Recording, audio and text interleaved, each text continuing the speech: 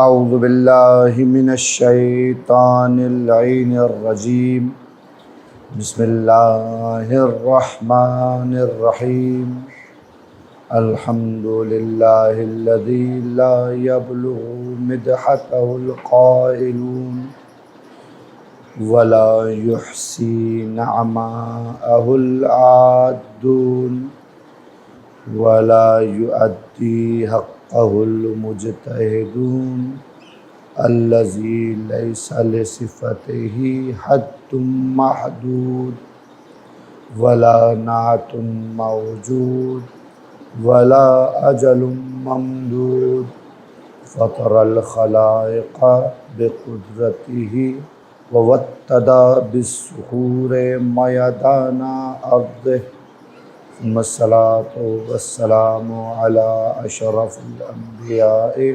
والمرسلین سیدنا و مولانا ابی القاسم محمد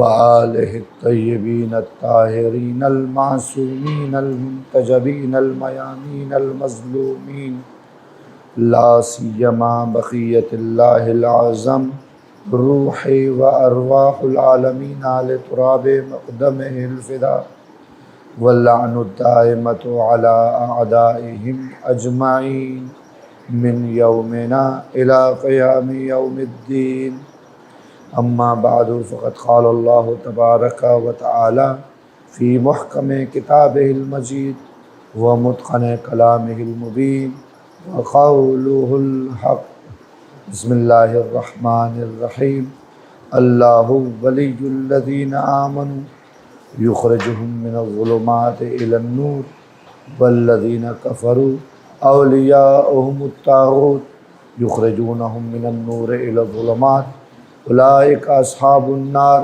ہم فیہا خالدون۔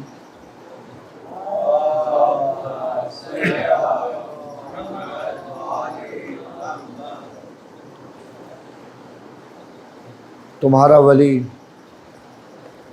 مومنوں کا ولی فقط اللہ ہے جو انہیں ظلمتوں سے نکال کر روشنیوں میں لے جاتا ہے، اور کافروں کا ولی، کافروں کے اولیاء طاغوت ہیں جو انہیں نور سے نکال کر، روشنیوں سے نکال کر ظلمتوں میں اور اندھیروں میں لے جاتے ہیں۔ یہی لوگ اصحاب نار ہیں، یہی لوگ صاحبان جہنم ہیں، یہی لوگ دوزخی ہیں، اور وہ ہمیشہ اسی مقام پر رہیں گے اور ان کی کسی طور اصلاح ممکن نہیں ہے۔ درود پڑھ دی محمد و آل محمد کی شان۔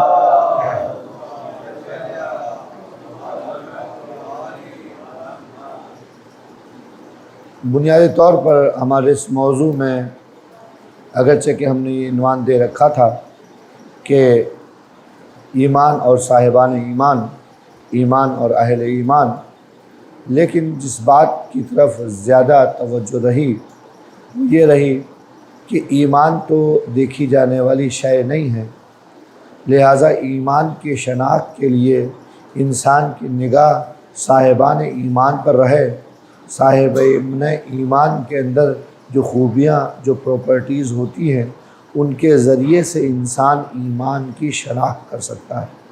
تو لہٰذا قول رسول کے مطابق دیکھیے کون مومن ہے، قول نبی کے مطابق دیکھیے کون مومن ہے، آیات قرآن مجید کی روشنی میں دیکھیے کون مومن ہے۔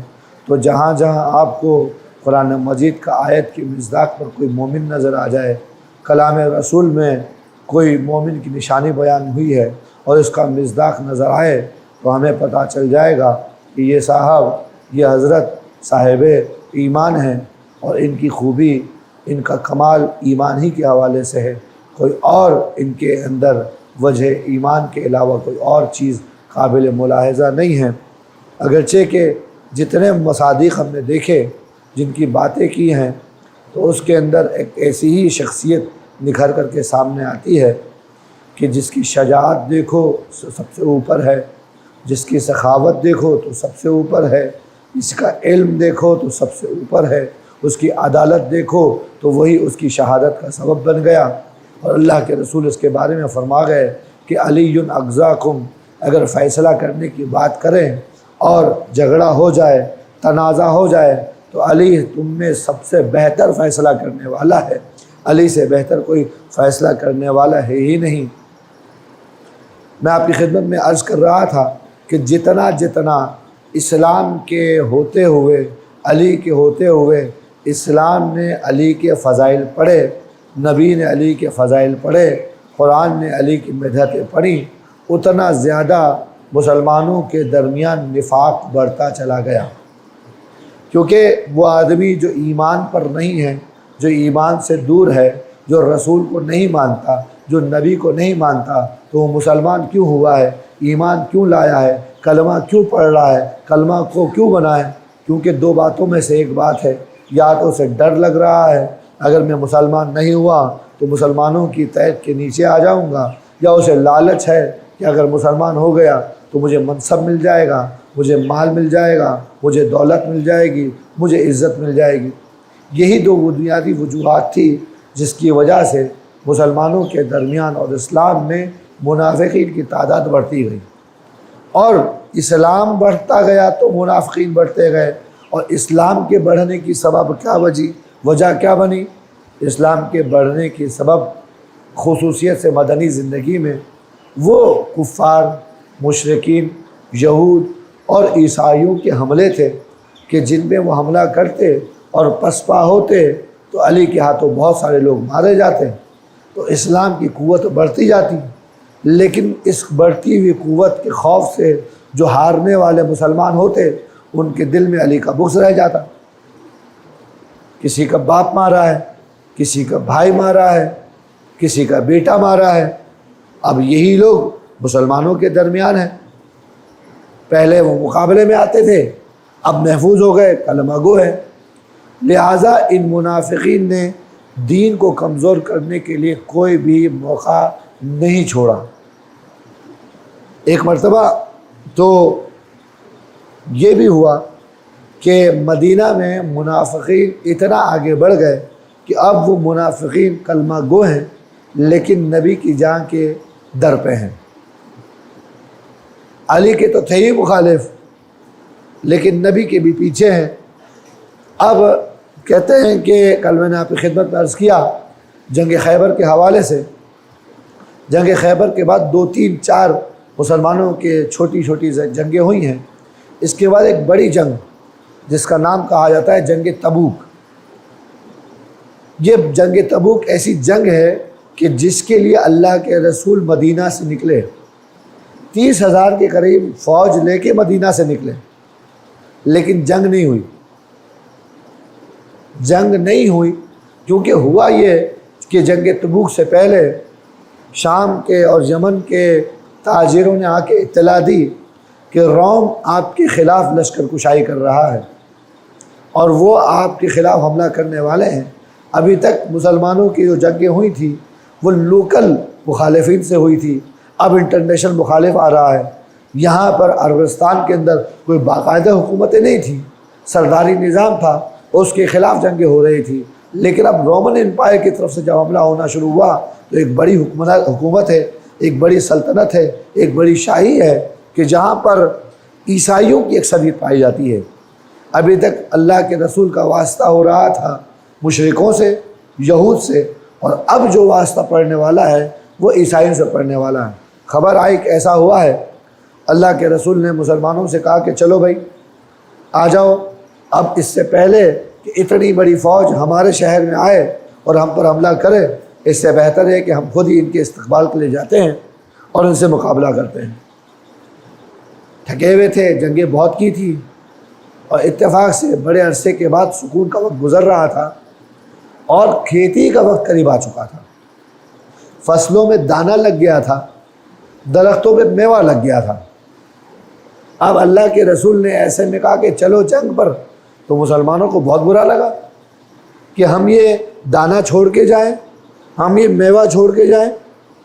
اب آپ کو پتہ ہے کہ برا لگنے کی وجہ یہ تھی، ان میں ایک اکثریت منافقین کی تھی، تو لوگوں نے بڑی اس کے بارے میں مخالفت کی، لیکن اللہ کے رسول نے بھی بہت زیادہ واعظ کیا۔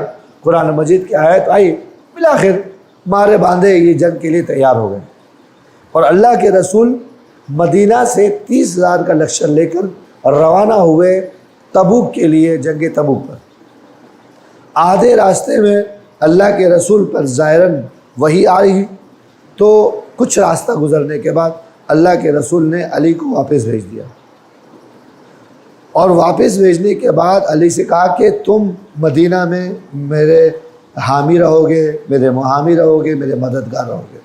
اس بیچ میں کیا ایسا ہوا کہ اللہ کے رسول نے اس جنگ تبوک میں کچھ راستہ چلنے کے بعد، اپنے ساتھ لے جانے کے بعد علی کو دوبارہ سے مدینہ بھیج دیا۔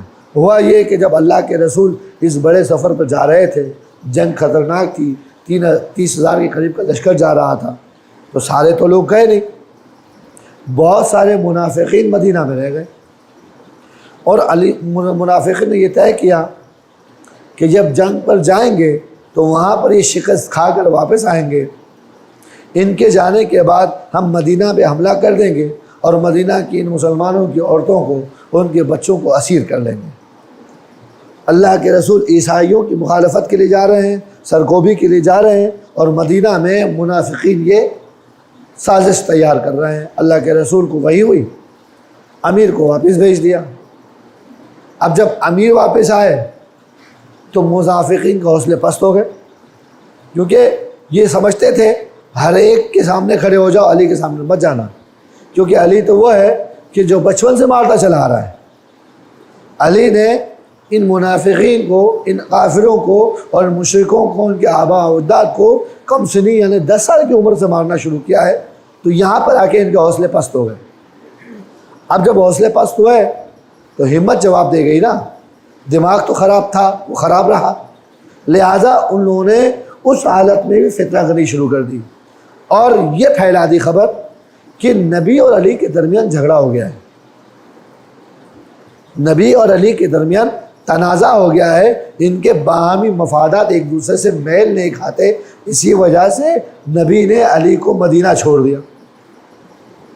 اس کے ذریعے سے کیا کرنا چاہتے ہیں؟ وہ جھگڑا کرنا چاہتے ہیں، مسلمانوں کے حوصلے پست کرنا چاہتے ہیں، انہیں کمزور کرنا چاہتے ہیں، کہ نبی اور علی مل کر ایک پورا پیکیج بنتا ہے، اسلام کی طاقت ہے، اور اس اسلام کی طاقت کو انہوں نے دکھانا شروع کیا، کمزور ہے۔ اللہ کے رسول کو یہ خبر جب ملی، یہ بات ہو رہی ہے، تو اللہ کے رسول نے ایک روایت کی بیان کی، جو بہت مشہور روایت ہے، جو آپ بار بار سنتے ہیں، اور کہا یا علی انت منی بے منزلت ہارون من موسیٰ الا انہ لا نبی بعدی، اے علی تمہارا مقام، تمہاری منزلت میرے بعد میرے ساتھ وہی ہے جو ہارون کو حضرت موسیٰ کے ساتھ تھی۔ فرق اتنا ہے کہ ہارون حضرت موسیٰ کے بعد نبی بننے تھے، لیکن میرے بعد کوئی نبی نہیں ہے۔ اب یہ سن لیا آپ نے، لیکن تاریخ کا مطالعہ کیجئے تو ایک عجیب بات نظر آتی ہے کہ ہارون حضرت موسیٰ کے ہوتے اس دنیا سے چلے گئے، حضرت موسیٰ زندہ تھے، انہی کی زندگی میں ہارون کا انتقال ہو گیا۔ اب ہارون حضرت موسیٰ کے ہوتے ہوئے اس دنیا سے چلے گئے ہیں، جبکہ علی اور رسول کی نسبت میں ابھی ایسی کوئی بات نہیں ہے۔ اگر نسبت اور تمثیل مکمل ہو جائے تو اس کا مطلب تو یہ نظر آتا ہے کہ علی اللہ کے رسول سے پہلے چلے جائیں گے، لیکن اللہ کے رسول نے اس وقت یہ جملہ کہہ کر مسلمانوں کو اور منافقوں کو چوکنا کر دیا اور بتا دیا کہ دیکھو، ہارون اور موسیٰ میں موسیٰ کے بعد کا کوئی مسئلہ نہیں تھا، کیونکہ موسیٰ کے بعد ہارون تھے ہی نہیں، لیکن میرے بعد علی ہے، میرے بعد علی ہے، اور علی کو وہی منزلت ملنی ہے۔ اگر موسیٰ زندہ انتقال کر جاتے اور ہارون زندہ ہوتے تو جس طریقے سے ہارون موسیٰ کے وسیع تھے، موسیٰ کے پیچھے جو ہے ان کے نمائندہ تھے، تو اسی طریقے سے علی بھی میرے جانے کے بعد میرا وسیع ہے، میرا نمائندہ ہے، خلیفہ بلا فصل ہے۔ اب یہ منزلت سمجھ میں آ گئی تو اس کو وضاحت دی کہ ایک فرق ہے ہارون اور موسیٰ میں اور مجھ اور علی میں۔ وہ کیا ہے کہ ہارون بھی نبی تھے، موسیٰ بھی نبی تھے، اور مجھ اور علی میں کیا مسئلہ ہے؟ میں نبی ہوں اور خاتم النبیون ہوں، لہٰذا علی نبی نہیں ہو سکتے۔ اگر مقایسہ کرنے پہ آؤ تو یہ سمجھ لو کہ علی اور نبی میں کوئی فرق نہیں ہے، مقام دونوں کا ایک ہے، منزلت دونوں کی ایک ہے، ولایت دونوں کی ایک ہے۔ فرق اتنا ہے کہ نبی کے بعد کوئی نبی نہیں ہوگا، علی ولی ہوگا، لیکن ہارون حضرت موسیٰ کے بعد اگر زندہ رہتے تو نبی بنتے۔ لہٰذا وہ فرق بتا دیا کہ ہارون کے درمیان اور علی کے درمیان کیا فرق رہنے والا ہے۔ اب علی مدینہ میں ہے، مدینہ کو سنبھالے ہوئے ہیں اور مدینہ کے منافقین کو اپنے قابو میں کر رکھا ہے۔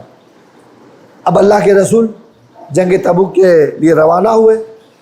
داستان طویل ہے۔ راستے سے گزرتے ہوئے ایک ایسی بستی سے گزر ہوا کہ جہاں عذاب نازل ہو چکا تھا۔ اللہ کے رسول اس بستی سے آگے چلے گئے۔ مسلمانوں کے پاس پانی کم تھا، سخت، بہت ہی سخت سفر تھا۔ یوں سمجھ لیجئے کہ ہر 10 مسلمانوں کے لیے ایک گھوڑا تھا، ایک سواری تھی۔ اس کا مطلب یہ تھا کہ 30,000 کا لشکر کا جو سفر تھا تقریباً پیادہ ہی تھا۔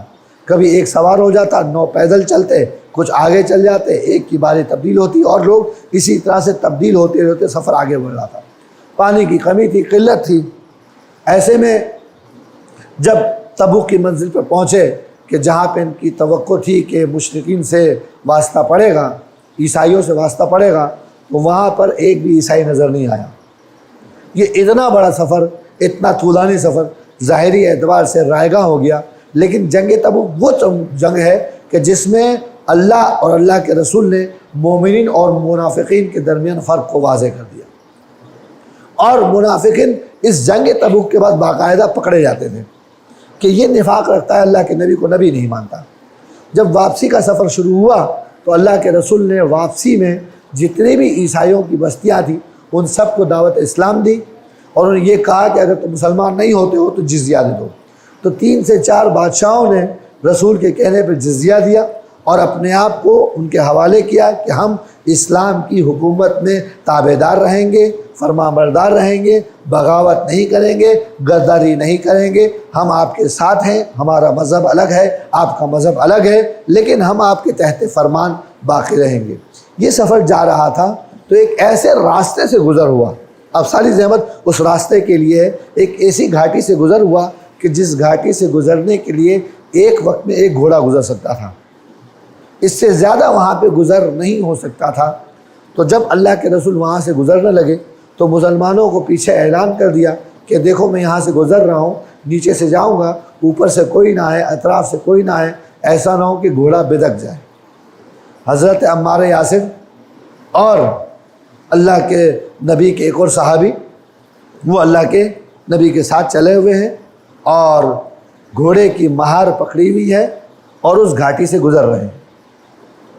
جب اس گھاٹی سے گزرے تو مسلمانوں کے لشکر میں سے منافقین تو تھے ان کے ساتھ، انہوں نے پلان بنایا کہ یہ موقع اچھا ہے، اگر ہم کسی طریقے سے گھوڑے کو بتکا دیں تو گھوڑا اپنا کنٹرول کھو دے گا، جب کنٹرول کھو دے گا تو گھاٹی سے کھائے میں گر جائے گا، اور کھائے میں گرنے کا مطلب یہ ہے کہ اللہ کے رسول کی موت یقینی ہے۔ اب یہ اس چیز کو پلان کیا اور ارادہ یہ کیا کہ اللہ کے رسول کو یہاں پہ، اب یہ لوگ تھے تو مسلمانوں کے درمیان اسلامی چہرے کے ساتھ آتے تھے، لہٰذا اب انہوں نے نفاق کا اظہار کرنا ہے تو چہرے پر نقاب باندھے۔ 10 افراد آئے اور آنے کے بعد اتنا شور مچایا کہ یہ اللہ کے رسول کا گھوڑا بدکنے لگا۔ تو اللہ کے رسول نے اور عمار یاسر نے اور اس دوسرے صحابی نے کیا کیا کہ چلانا شروع کیا، انہیں ڈانٹنا شروع کیا کہ تم لوگ یہاں سے جاؤ، حتیٰ اللہ کے رسول نے کہا کہ اگر تم لوگ نہیں جاؤ گے تو میں تمہارا نام لے کے بتاؤں گا تم لوگ کون ہو۔ تو جب ان کی یہ بات آئی کہ پول کھلنے والی ہے تو یہ منافقین دوبارہ سے بھاگ کر لشکر میں داخل ہو گئے۔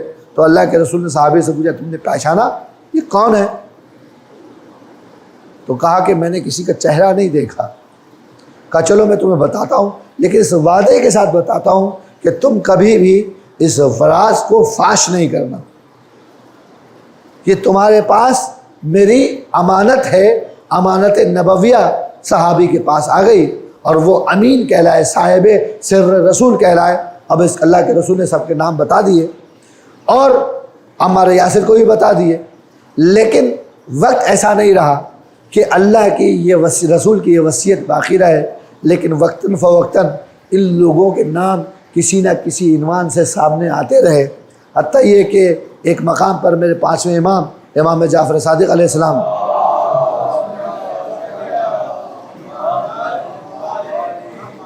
وہاں پر ہے کہ ایک مشہور صحابی کا نام لے کر بتایا کہ یہ وہی تو ہے نا کہ جو گھاٹی پر رسول خدا کے خلاف آیا تھا اور بھڑکانے والا تھا۔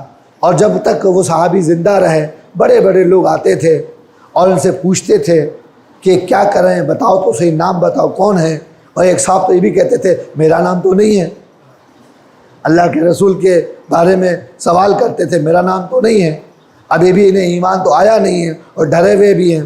لیکن کچھ صاحب سر رسول جو صحابی تھے ان کے بارے میں لوگوں نے ایک طے کر لیا تھا، کیونکہ اس وقت تک یہ بات مشہور ہو چکی تھی کہ کسی منافق کے پیچھے نماز جنازہ نہیں پڑھی جائے گی۔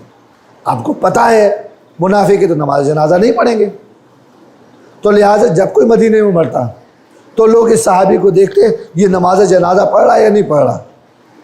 یہ اگر کسی کی نماز جنازہ نہیں پڑھتا تو مشہور صحابی پیچھے ہٹ جاتا ہے کہ ہمیں بھی اس کی نماز جنازہ پڑھنا ضروری نہیں ہے، واجب تو نہیں ہے، کچھ لوگ تو پڑھ رہے ہیں، ہم کیوں پڑھیں منافق کے پیچھے نماز جنازہ۔ لیکن یہ بات طے ہو گئی کہ اس روز کے بعد منافقین بہت واضح طور پر سامنے چلے آئے، اور اس کا منظر اس سے ایک اور مرتبہ واضح ہوا جب یہ قافلہ آگے واپسی کی طرف جا رہا تھا اس گھاٹی سے گزر کر، تو پھر آگے کسی مقام پر ایک چشمہ تھا جس کا پانی بہت ہلکا ہلکا ایک دھار کی صورت میں آتا تھا۔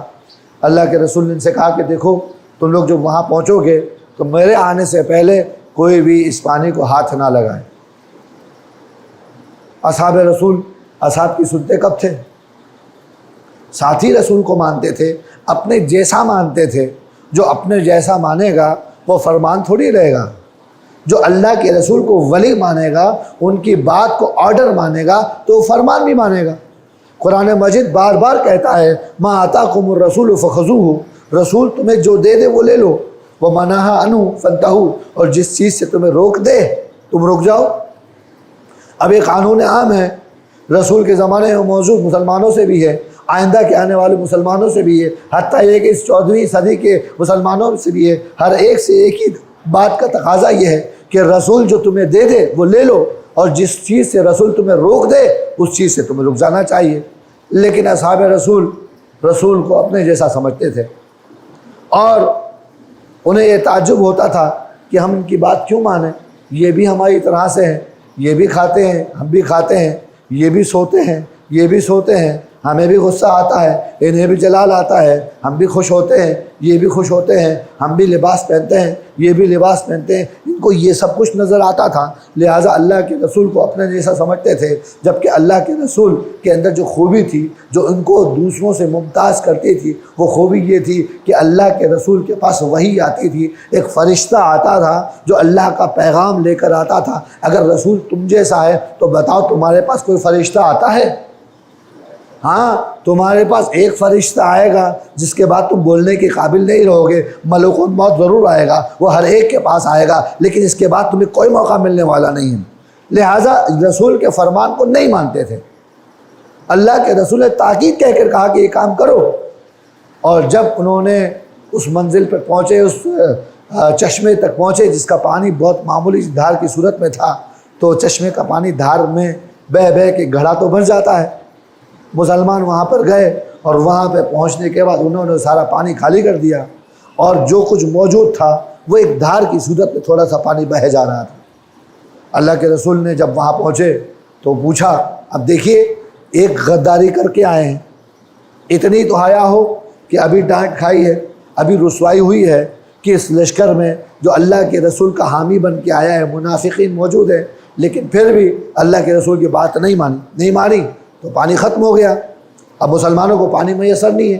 اللہ کے رسول جب وہاں پہنچے اور جب یہ دیکھا کہ پانی موجود نہیں ہے تو اللہ کے رسول نے سخت توبیخ کی کہ میں نے منع کیا تھا کہ کوئی یہاں پر نہ آ جائے، کیوں تم لوگوں نے ایسا کیا؟ اور اس کے بعد اللہ کے رسول نے اس پانی میں ہاتھ ڈالا، چلو میں پانی بنا، اور ایک دعا پڑھنے کے بعد پانی کو دوبارہ سے اس دھار پر جب پھینکا تو پانی ابل کر بہت زیادہ صورتوں کے ساتھ باہر آنے لگا، اور اس وقت اللہ کے رسول نے خود بھی پانی پیا اور پورے کے پورے لشکر کو پانی سے سیراب بھی گیا اور پانی میں کمی واقع نہیں ہوئی۔ یہ آپ کے سامنے تاریخ ہے۔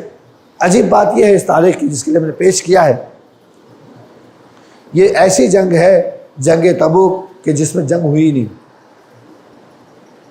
یہ ایسی جنگ ہے کہ جس میں جنگ ہوئی نہیں۔ علی جیسے شجاع کو اللہ کے رسول نے مدینہ میں رکھ کر یہ بتا دیا کہ ظاہری طور پر جنگ کے لیے میں جا رہا ہوں، لیکن بنیادی طور پہ جنگ جو ہونے والی ہے وہ مدینہ میں ہوگی۔ منافقین جو علی کے خلاف اپنی چارہ جوئی کر رہے ہیں اس کی روک تھام کے لیے مدینہ میں علی کو چھوڑا گیا، اور یہ سند بھی اس موقع پر علی ابن ابی طالب کو اللہ کے رسول نے دے دی۔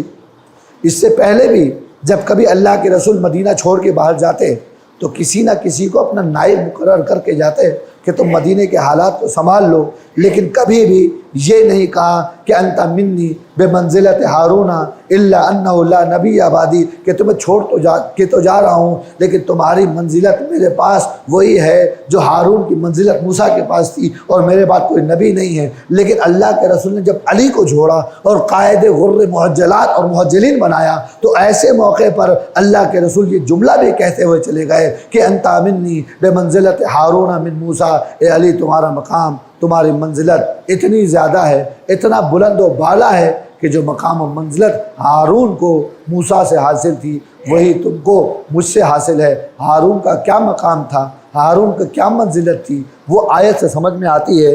جب قرآن مجید نے آیت کوٹ کی تو آیت میں یہ فرمایا کہ ربی اے پروردگار عالم تو میرے بھائی کو میرا وزیر قرار دے، اس کو میرا بازو قرار دے، وہ میرا بازو ہے، میرا وزیر ہے، میرا مشاور ہے۔ قرآن مجید میں حضرت موسیٰ کی یہ دعا موجود ہے۔ اللہ کے رسول نے بھی یہ کر کے بتایا کہ پروردگارہ علی میرا بھائی ہے، علی میرا ہاتھ ہے، علی میرا وزیر ہے، تو اس کی حفاظت فرما۔ اب یہ تاریخ آپ کے سامنے بہت جلدی میں نے سمیٹ لی ہے، لیکن آپ کے سامنے وہ مدینہ کے حالات ضرور آ چکے ہیں کہ مدینہ اگرچہ کہ جیسے جیسے مدینہ کے اندر اللہ کے رسول کا قیام بڑھتا جا رہا ہے، مسلمانوں کی طاقت بڑھتی جا رہی ہے، اسلام طاقت میں آتا جا رہا ہے، لیکن اسلام اندر سے کمزور بھی ہوتا چلا جا رہا ہے۔ ظاہر میں طاقت ہے لیکن ایمان کے اعتبار سے لوگ خالی از ایمان ہیں۔ ایسے موقع پر، ایسے حالات میں میرے علی کا یہ جملہ ایک معنی رکھتا ہے کہ علی نے ارشاد فرمایا کہ لو کشفت الغطاء واستتت یقینا، اگر میرے سامنے سے پردے ہٹا دیے جائیں، میرے سامنے سے پردے ہٹا دیے جائیں تو میرے یقین میں ذرہ برابر بھی فرق نہیں آنے والا۔ پردے ہٹانے کا مطلب یہ ہے کہ پردے ہٹا دیے جائیں، انسانی آنکھ سے علی ابن ابی طالب خدا کی قدرت کو دیکھیں، انسانی آنکھ سے علی ابن ابی طالب خدا کی طاقت کو دیکھیں، خدا کے علم کو دیکھیں، خدا کی تخلیق کو دیکھیں، خدا کے مخلوق کو دیکھیں۔ جب سب کچھ دیکھا جائے تو یقین بڑھ جاتا ہے، لیکن علی ابن ابی طالب کا غیب پر علم اتنا زیادہ، غیب پر ایمان اتنا زیادہ مضبوط ہے، اتنا زیادہ مضبوط ہے کہ علی کہتا ہے کہ میرے سامنے حجاب رہے، میرے سامنے حجاب نہیں رہے، جیسے میں آج خدا کو مانتا ہوں ویسے ہی تب خدا کو مانوں گا، جیسے میں آج نبی کو مانتا ہوں ویسے ہی تب میں نبی کو مانوں گا۔ مجھ علی کے لیے حجابوں کا رہنا اور حجابوں کا ہٹنا کوئی معنی نہیں رکھتا، لیکن تم مسلمانوں کے لیے بہت معنی رکھتا ہے۔ تم جب تک نبی کا معجزہ نہ دیکھو، جب تک تم نبی کا کمال نہ دیکھو، جب تک تم نبی کا اعزاز نہ دیکھو، تمہیں نبی پر یقین ہی نہیں آتا۔ اور میں تو نبی کو اس وقت بھی نبی مانتا تھا، میں تو نبی کو اس وقت بھی نبی مانتا تھا جب نبی نے ظاہری طور پر اپنی نبوت کا اعلان نہیں کیا تھا۔ کیوں؟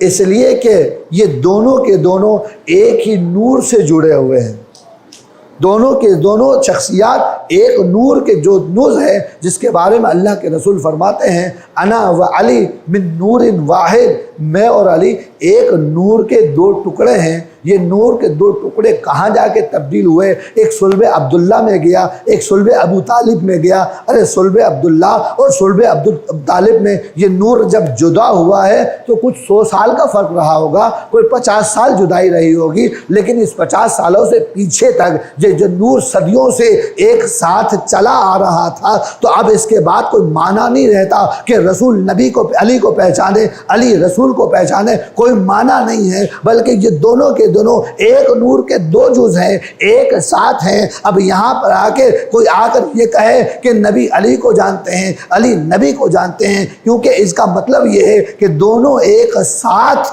آگے بڑھے ہیں۔ اس لیے روایت آتی ہے کہ اللہ کے رسول فرماتے ہیں کہ علی کو میرے اور خدا کے سوا کسی نے نہیں پہچانا، اور علی کہتے ہیں کہ محمد کو میرے اور خدا کے سوا کسی نے نہیں پہچانا، اور وہاں پر خدا کو محمد اور علی کے سوا کسی نے نہیں پہچانا۔ یہ عجیب سلسلہ ہے، یہ عجیب رابطہ ہے کہ اللہ کو کوئی اگر پہچاننے والا ہے، کوئی پہچانوانے والا ہے، تو وہ مخلوق اول ہے، وہ نور اول ہے جو پروردگار عالم نے آسمان میں خلق کیا۔ یہ وہ نور تھا جو اپنے علم میں عبادت لے کر آیا تھا، ریاضت لے کر آیا تھا، معرفت لے کر آیا تھا۔ جبھی تو علی اور رسول افلاک میں فرشتوں کو تعلیم دیا کرتے تھے، جبرائیل کے استاد بنے، اور جب زمین پر آئے تو آنے کے بعد بھی یہ سلسلہ رکا نہیں ہے، بلکہ ان دونوں نے اپنی زندگیوں کو وقف کر دیا تھا اس بات میں کہ لوگوں کو خدا کی شناخت ہو جائے، اور خداوند متعال نے یہ بیڑا اٹھایا تھا کہ میں لوگوں کو سمجھاؤں کہ میرا محمد کیا ہے، میرا علی کیا ہے۔ کبھی محمد کی فضیلتیں آ رہی ہیں، کبھی علی کا مقام آ رہا ہے۔ آپ قرآن کو ذرا غور سے پڑھ کے تو دیکھیں، آپ کو قرآن حقیقت میں علی اور محمد کا قصیدہ پڑھتا ہوا نظر آئے گا۔ اگر قرآن درود پڑھے ماں،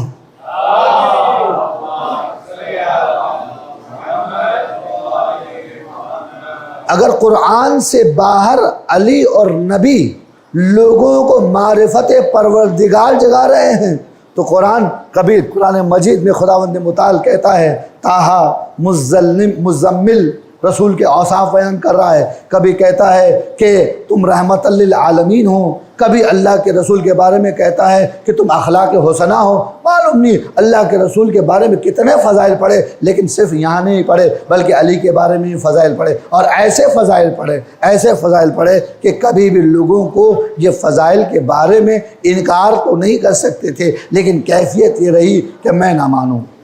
اب اگر علی کا ایمان ایسا ہے، علی کا ایمان ایسا ہے کہ لو کشفت الغطاء لمستدت یقینا، اگر پردے ہٹ جائیں تو میرے یقین میں اضافہ نہیں ہوگا۔ تو آئیے میں ایک اور شخص کے ایمان کی بات کرتا ہوں، ایک اور شخص کے یقین کی بات کرتا ہوں، وہ کیا کر رہا ہے۔ تاریخ مدینہ شاہد ہے کہ مدینہ کی زندگی ہے، اور عین ممکن ہے کہ مدینہ کی زندگی نہ ہو، بلکہ زیادہ امکان یہی ہے کہ یہ مدینہ نہیں کوفہ کی زندگی ہے۔ کوفہ میں علی کی گود میں ایک بچہ بیٹھا ہوا ہے، کوفہ ہے اور کوفہ میں علی کی گود میں ایک بچہ بیٹھا ہوا ہے، اور علی اس بچے سے کہہ رہے ہیں کہ بیٹا کہو واحد، تو بچہ کہتا ہے واحد۔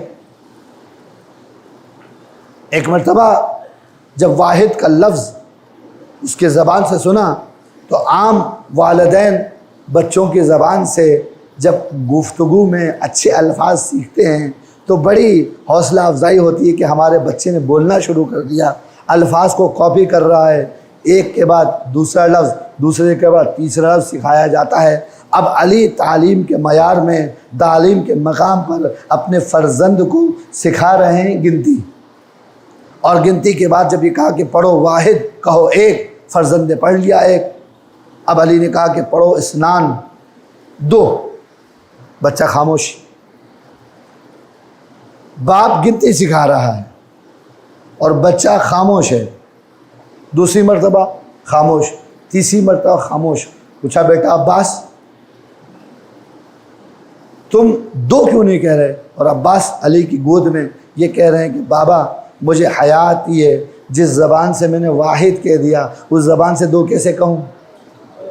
باپ گنتی سکھا رہا ہے اور باپ بیٹا جو ہے معرفت کے زینے طے کرتے ہوئے اتنا اوپر جا رہا ہے کہ اپنے باپ کو کہہ رہا ہے کہ بابا اگر یہ گنتی کا عدد ہو تو گنتی میں 1 کے بعد 2 بھی آتا ہے، لیکن میں جس پروردگار عالم کو مانتا ہوں، جس کی پرستش کرتا ہوں، جس کو معبود مانتا ہوں، وہ ایسا ایک ہے کہ جس کا 2 نہیں ہے، یہ ایسا ایک ہے، یہ ایسا واحد ہے کہ جس کا اثنان نہیں ہے۔ اب سمجھ میں آ رہا ہے کہ بچپن میں یہ بچہ کس معرفت کے درجے پر تھا۔ حضرت عباس کی ولادت ہی ایک خاص مقصد کے تحت ہوئی ہے، وہ آپ تو جانتے ہیں اور جاننا بھی ضروری ہے، کیونکہ علی کے ماننے والے عباس کے مقصد تخلیق اور مقصد ولایت کو نہ جانیں تو پھر کون جانے گا؟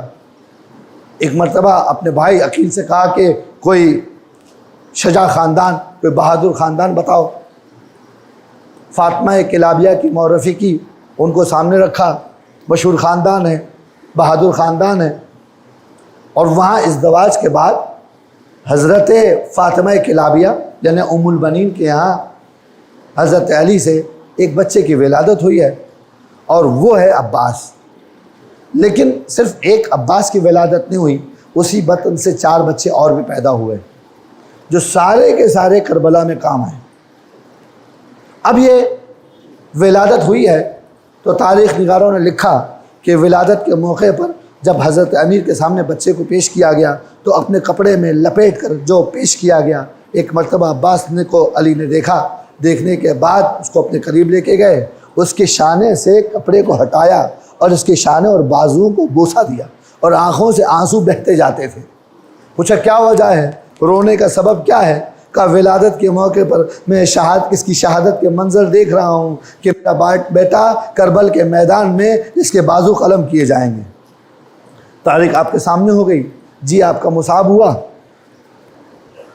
اب تاریخ بدلتی رہی، عباس اسی عنوان سے تربیت پا رہے ہیں کہ کل مجھے جہاد کرنا ہے اور حسین کی مدد کرنی ہے۔ یہاں تک کہ جنگ صفین کے موقع پر علی نے ایک لڑکے کے چہرے پر نقاب باندھ کر میدان میں بھیج دیا، اور اس نوجوان نے مبارزہ طلب کیا، ہے کوئی جو میرا مقابلے کے لیے آئے؟ تو حاکم شام نے ایک مرتبہ ابن شاشا نامی مجاہد کو، جو اتنا بڑا پہلوان تھا جس کا اپنا گمان یہ تھا کہ میں اکیلا 1000 پر بھاری ہوں، اسے کہا کہ تم جاؤ اس بچے کا کام تمام کرو۔ تو اسے غیرت آئی، کہا کہ میں اکیلا 1000 پر بھاری ہوں، میں اس بچے کو مار نہ جاؤں، یہ میرا منزلت نہیں ہے، میرے پاس 9 بیٹے ہیں، میں ایک کو بھیجتا ہوں، اسے کام تمام کر دے گا۔ ایک کو بھیجا، علی کی تلوار سے مارا گیا، اس نقاب پوش جوان کی تلوار سے مارا گیا۔ دوسرے کو بھیجا، وہ بھی مارا گیا۔ تیسرے کو بھیجا، وہ بھی مارا گیا۔ چوتھے کو بھیجا، مارا گیا۔ 9 کے 9 بیٹے مارے گئے، واصل جہنم ہوئے۔ ایک مرتبہ خود دوڑتا ہوا ہے مقابلے کے لیے، لیکن خود بھی اس نوجوان کے مقابلے میں نہیں رہا۔ جب لوگوں نے یہ شجاعت دیکھی، یہ طاقت دیکھی، تو لوگوں میں سوال اٹھنے لگا، یہ جوان کون ہے؟ یہ جوان کون ہے؟ چہرے سے پردہ ہٹاؤ۔ علی نے عباس کو آواز دی، بیٹا عباس یہاں آ جاؤ، ایسا نہ ہو کہ تمہیں نظر لگ جائے، اور کہا کہ تم یہاں کے لیے نہیں ہو، تمہیں کسی اور دن کے لیے تیار کیا گیا ہے۔ لیکن عباس اپنی شجاعت کا موہا منا چکے ہیں۔ بس یہی بیان کرنا مقصود ہے کہ جس کی تخلیق، جس کی ولادت حسین کی حمایت کے لیے ہو، جس کی پرورش حسین کی حمایت کے لیے ہو، جو اتنا بڑا شہسوار ہو کہ جب گھوڑے پر بیٹھے، قد اتنا بلند ہے حضرت عباس کا کہ اگر عام حالات میں گھوڑے پر بیٹھتے ہیں تو ان کے پیر زمین پر خط کھینچتے ہیں، لہٰذا حضرت عباس جب گھوڑے پر بیٹھتے ہیں نا تو گھوڑے پہ 2 زینے لگا دی جاتی ہیں۔ 2 زینے لگانے کے بعد حضرت عباس گھوڑے پر بیٹھتے ہیں تاکہ پیر زمین پر خط نہ کھینچیں۔ یہ ہے حضرت عباس کا قد۔ اب یہ بھی آپ کے سمجھ میں آ گیا۔ اب کربلا میں آ جائیے، کربلا میں ہو کیا رہا ہے کہ صبح عاشور سے لے کر اصحاب نے اپنی جانوں کا نذرانہ پیش کیا، اور اصحاب کے بعد رسول کے اولاد رسول اور خاندان بنی ہاشم کے جوانوں نے اپنی جان کا نذرانہ پیش کرنا شروع کیا، یہاں تک کہ لشکر عباس میں کوئی نہ بچا، ایک اکیلے عباس رہ گئے۔ امام حسین کے پاس آئے اور ہاتھ جوڑ کر کھڑے ہو گئے، گویا بے زبانی کی زبان میں کہہ رہے ہیں کہ مولا مجھے رخصت دیجیے، مجھے اذن جہاد دیجیے۔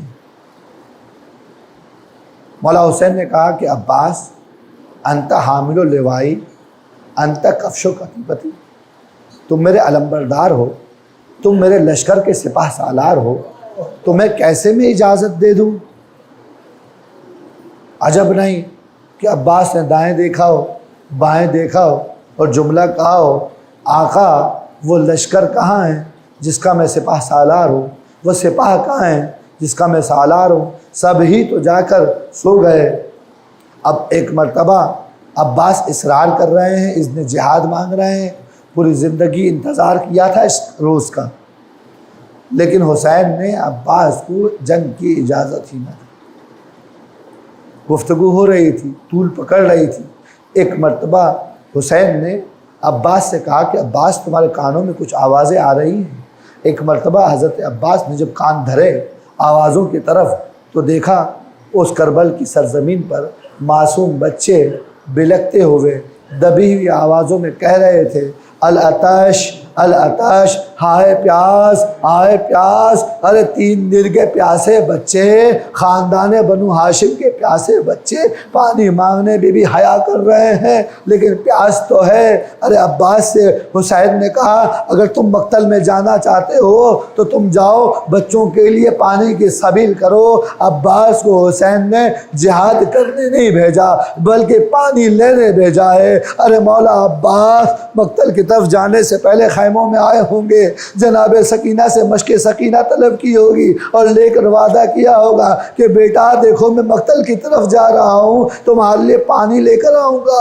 وہاں عباس روانہ ہوئے، یہاں سکینہ نے بچوں سے کہہ دیا بچوں غم نہ کرو، بچوں فکر نہ کرو، میرے چچا گئے ہیں، غازی عباس گئے ہیں، سقا عباس گئے ہیں، تمہارے لیے پانی لے کر آئیں گے۔ وہاں سکینہ بچوں کو بہلاتی رہی، یہاں عباس مقتل کی طرف روانہ ہوئے۔ ارے علی کا لال ہے، ارے 10 لشکر کو چیرتے ہوئے مولا مقتل سے نہر فرات پر پہنچے، چلو میں ہاتھ میں پانی لیا، ہاتھ کے منہ کے قریب لایا، نہ جانے پانی سے کیا کہا، اور ایک مرتبہ پانی کو پھینک دیا، ایسا لگتا تھا کہ پانی پیاسا رہ گیا۔ ارے مشق میں پانی کو بھرا، مشق پوری ہوئی، ایک مرتبہ عباس نے مشکیزے کو آویزہ کیا، گھوڑے پہ سوار ہوئے، ہاتھ میں علم عباس ہے، مقتل کے خیموں کی طرف جا رہے ہیں۔ راستے میں جاتے جاتے ظالموں نے حملہ کرنا شروع کیا، لیکن عباس کو کیسے قابو کریں، علی کا لال ہے، سمجھ میں نہیں آیا۔ کسی ظالم نے ایک مرتبہ ایک وار کیا، عباس کا دائیں بازو قلم ہو گیا، دائنا بازو قلم ہو گیا، تو عباس نے کسی طریقے سے مشکیزے کو بائیں بازو پہ منتقل کیا۔ کچھ آگے بڑھے تو کسی نے بایاں بازو بھی قلم کر دیا۔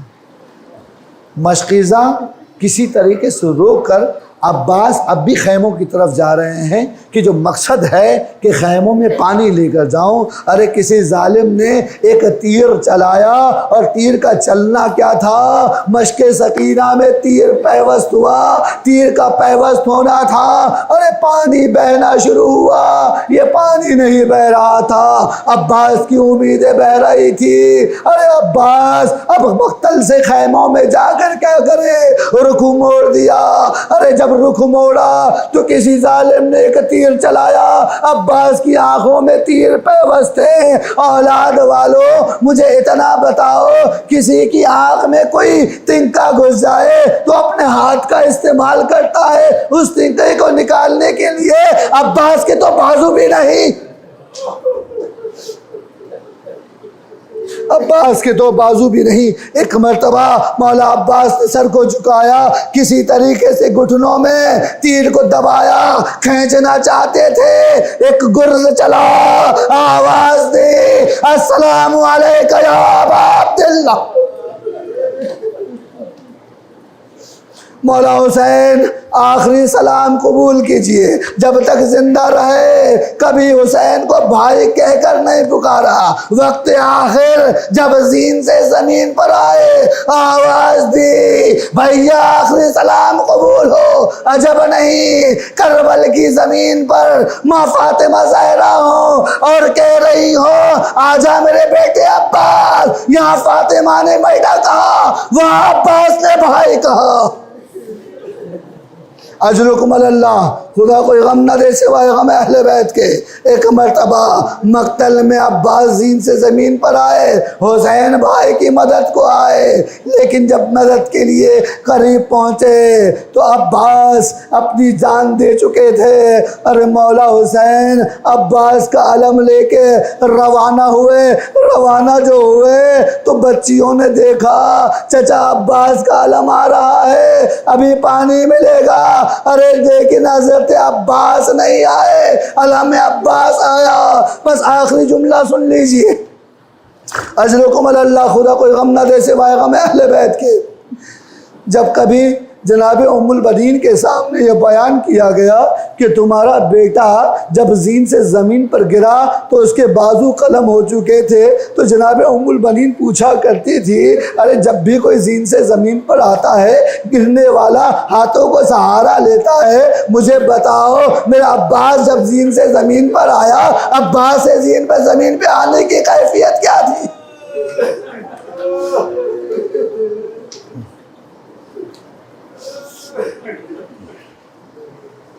سیعلم الذین ظلموا ای منقلب ینقلبون۔